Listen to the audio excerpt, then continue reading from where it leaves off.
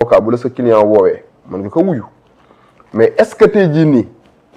yow avocat bi war nga mën a am en tout cas outrecuidance su di envoyante yenn éléments yi ak sa client si bi nga xamante ne client boobu ngay envoyante loolu noonu normalement waru woon a am à sa disposition un téléphone portable te même booy communiquer ak moom cette communication là elle est encadrée. benn temps lan koy jox ne que période bii nii kat mën nga ci discuter ak les membres de ta famille mën nga see discuter ak sa avocat ba ci ay envoyante di ci am je crois que question bi nekkul question de wuyunte téléphone mais question envoyante ay affaire la te loolu bu amee rek non seulement l'inculpé en tant que tel les violets li nga xam ne tey jii moom mooy les dispositions contenues dans le décret bi ma cité tout à l'heure mais avocat bi en quelque sorte day violer une obligation déontologique loolu nag peut-être buñ ci àggee ban déceler qui sont ces avocats yi nga xam ne ñoom ñoo nekkoon derrière en tout cas ces manœuvres bu boobaa le bâtonnier bi nga xam ne tey jii moom moo jiite avocat yi le conseil de l'ordre bu fekkente ne ministre bi déféré na à l'appréciation du conseil de l'ordre cette situation factuelle le conseil de l'ordre dina jël les mesures appropriées contre en tout cas ces avocats yi nga xamante ne ñoom ñoo def ces genres de pratiques non orthodoxes au-delà de cette situation pour revenir en tout cas ci format de départ bi parce que Diallo dafa am une sorte de communication boo xamante ne ni avocats yi Farba Ngom en quelque sorte réussir nañ ko mooy bu fekkente ne avocats yi ñu ngi bëgg a gëmloo que pourquoi ñu bàyyi ki nga xam ne tey jii dama cee bëgg andi benn précision rek on continue ñu bàyyi ki nga xam ne moom mooy Tahirou Sarr bàyyi ki nga xam ne moom mooy Farba en détention ñoom ci lan lañ ko wékk ci ban argument lañ ko wékk mooy dossiers yi ñoo bokk léegi dossiers yooyu noonu bokk sur le terrain de droit lan moo koy prouver Farba Ngom ak Tahirou Sarr seen dossier bokkul dossiers yi dafa am na ci ay côté yoo am na ay similitudes voilà 91,6 milliards de francs CFA. xam nga la moo tax man je suis quelqu'un boo xamante ne ni su may wax ci droit je veux être factuel et textuel xam nga dossier bu bokk en tant que juriste et personne de surcroît nan laa ko mën a apprécier mooy en cours d'instruction préparatoire bu fekkoonte ne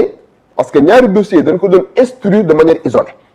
doon instruire dossier Farba di instruire dossier Tahirou Sarr xam nga dossier bu fekkoonte ne benn dossier nan lay demee le procureur de la République bi nga xam ne tey jii moom day surveiller parce que le procureur ne manage pas la procédure elle est managée par le juge d'instruction mais procureur bi day surveiller parce que lorsque le procureur de la République estime que ñaari inculpés yii nii ñoom ñaar seeni dossier dafa bokk xam nga procureur bi na lay def day jël ce qu'on appelle un réquisitoire supplétif mu requérir la jonction techniquement moo tax man bëgguma nekk ci ay détails les gens là qui disent que dossiers yi dafa bokk ñu bàyyi mais à partir du moment jonction amul jàll mënuñoo wax ne ñaari dossiers yi ñoo bokk loolu sew la mais sew la xam nga Sénégal dafa bëri ñoo xam ne dañuy wax ci yoo xamante ni maîtriser wuñ ci dara bu fekkoonte ne en cours d'instruction Babacar oui le procureur de la République dafa demander à travers une réquisition mu ne ñaari dossiers yi ni kat man jàpp naa ne buñ ko instruire de manière séparée mën na en tout cas créer benn dysfonctionnement ci service public de la justice ni muy doxee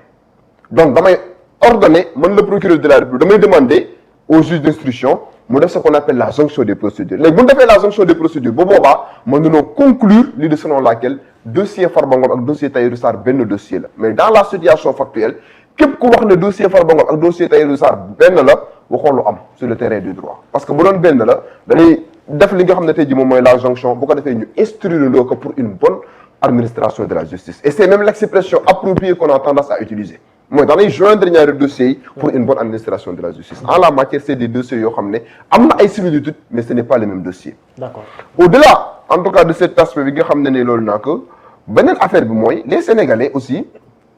certains Sénégalais boo leen di dégg ñu wax parfois ci dossier day mel ni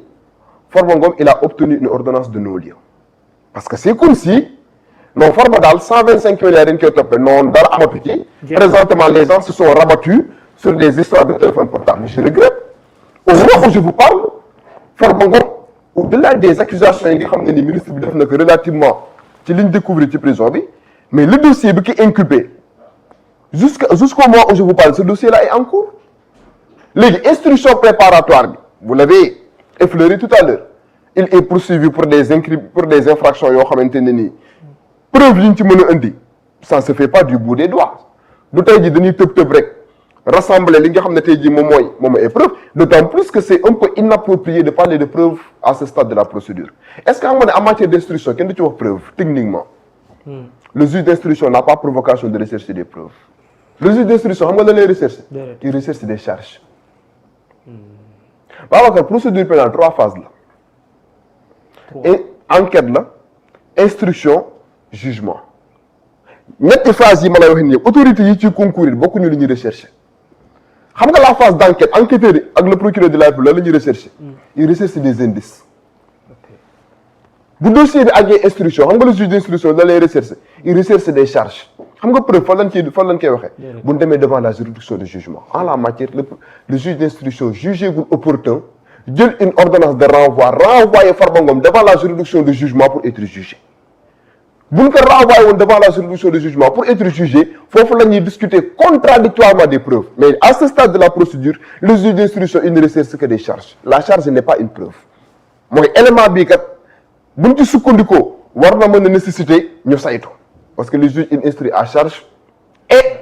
à décharge bu gisee am na ay éléments yoo xam ne day décharger Farba Ngom daf koy intégrer dans son instruction préparatoire bu gisee ay éléments yu koy décharger daf koy intégrer mais au moment où je vous parle aucune ordonnance n'a été prise par le juge d'instruction pour que tey jii ñu mën a tirer la conclusion selon laquelle 125 milliards daal ça passe par perte et profit présentement on nous parle d'histoire de téléphone portable mais le dossier suit son cours li tax Tahirou Sarr bénéficier d'une mesure d'élargissement et cette mesure d'élargissement là de liberté définitive ce n'est pas une liberté définitive. L'inquiétude c'est qu'on a vocation au Sénégal de dire que naan une fois nga am liberté provisoire c'est comme si c'était une liberté définitive. mooy loolu lañ constaté woon mais am na lenn loo xamante ne nii je crois que docteur effleuré na ko tout à l'heure Dera effleuré na ko tout à l'heure man je suis de ceux qui pensent que réduction des comptes yi boo gisee ñu ci bari am ci benn sentiment de désespoir mooy dem nañ ba ci biir l'on s'est rendu compte que dans le code de procédure pénale dafa am benn disposition boo xamante ni tant que réforme wuñ ko pour que délinquance économique et financière jug jeex Sénégal dina xaw a compliqué et c'est l'article 140 du code de procédure pénale. dinañ ci ñëwaat ci lu gën a yaatu. voilà ci benn point inchallah. voilà donc en la matière ñi nga xam ne tey jii jàpp nañ ne réduction des comptes bi ça risque de passer par perte et profit peut-être ci loolu lañ ko wékk mais dans la situation de Farba moi je dis Babacar. oui. que essayer en tout cas de laver Farba à grande eau relève véritablement de la pure mauvaise foi pour la bonne et simple raison que li nga xam ne tey jii ni moom moo ko maintenir en détention doyen effleuré na ko tout à l'heure ñun ñi nekk fii di wax nous ne sommes pas en détention benn rapport épinglé ñu d'autant plus que les rapports yi nga xam ne ñoo épinglé Farba ce ne sont pas des rapports yoo xamante ne ni cour de contrôle yi ko génnee ci nguur gi la bokk. d'accord mais beneen bi ma bëgg nga yokkal ci Sénégal yi peut-être pour ñu comprendre ko mooy lan la ñu war a mën a xaar ci li Yacine Fall tudd yëpp ci contenu bu fekkee procureur bi dem na ba ci levée immunité parlementaire ñi dem ci wàllu àtte ak ñenn ñi nga xam ne tudd nañu ndax am na amee aussi complémentarité par rapport ak topp bu njëkk bi ñu koy topp. non amul c'est des infractions yoo xam ne amuñu benn rapport ak topp bu njëkk bi ñu koy topp parce que infractions yi mën a retenir après c'est des infractions qui n'auront pas la même nature que les premières incriminations parce que infractions yu njëkk yi c'est des infractions à caractère économique et financier. wàllum blanchiment de capitaux. détournement de deniers publics association de malfaiteurs loolu lañ doon toppee Farba au départ ce qui lui a valu cette inculpation bi nga xam ne ni moom lay subir donc par devant le pôle judiciaire financier maintenant bu fekkente ne dem nañ au cours de cette enquête là ñu découvrir ne Farba donc depuis la prison daf doon concocter des choses yoo xamante ne ni c'est des choses qui ne sont pas orthodoxes et qui peuvent revêtir une qualification pénale bu boobaa dinañ ko extraire de sa cellule ñu inculper à nouveau par rapport à ces nouvelles infractions léegi nag buñ ko poursuivre par rapport à ces nouvelles infractions là bu boobaa toutes les personnes yi nga xamante ne nekkoon na en connivence ak ñoom fut-elle des avocats des journalistes quelle que soit leur posture li nga xam ne moom mooy la justice pénale dina dal seen kaw ñu topp li nga xam ne tey jii moom mooy infraction yooyu noonu mais vouloir en tout cas dire que dañoo jóge ci 125 milliards de rabattre en tout cas sur cette histoire de téléphone portable d'autant plus que wax ci ay affaire histoire de téléphone portable alors que dans la communication bi nga xam ne ministre bi tenir na que le contenu li nga xam ne moom moo nekk ci téléphone portable yooyu noonu mën nañoo laisser penser à des choses yoo xamante ne peut-être bugguma cee egg mais buñ ci creuser mën na nekk des infractions tellement graves yoo xam ne moo gën a grave les premières incriminations parce que jusqu'à il faut nga ñëw ci PV. oui je termine PV d'un co-détenu. voilà je termine ma ñëw ci PV bi pourquoi ma wax ne bu ñu creuser dans cette enquête là infraction yi ñu ko mën a toppee waat mën na gën a grave infraction yi ñu ko doon jikko toppee parce que Farba peut-être sommes yi ñu koy toppee c'est des sommes assez exorbitantes mais toutes les infractions yi ñu retenir contre moom dans le cadre de cette inculpation c'est des infractions correctionnelles du ay infractions criminelles mais est-ce que xam nga ne Babacar ci li ministre bi wax man en tant que pénaliste waaw jàpp naa ne am na ci yoon la yoo xamante ne njortu naa ne bu dee loolu am na mën na nécessiter même des incriminations criminelles xam nga lan moo tax parce que yenn na ci infraction contre la paix publique yi mooy ngay nas ay affaires yoo xamante à travers des financements wala à travers ay jokkalante yooyu jokkalante avec des personnes extérieures pour déstabiliser li nga xam ne tey jii moom mooy la République loolu mën na revêtir une qualification criminelle dans la matière et ce n'est pas pour rien que dans le code pénal ñu prévoir des infractions contre la paix publique et atteinte à la sûreté d'État et autres maintenant relativement aux procès-verbaux d'enquête yi nga xam ne ni loolu moom je crois que c'est le summum en quelque sorte en tant qu'inculpé ñu mën a nekk dans une république normale qui se respecte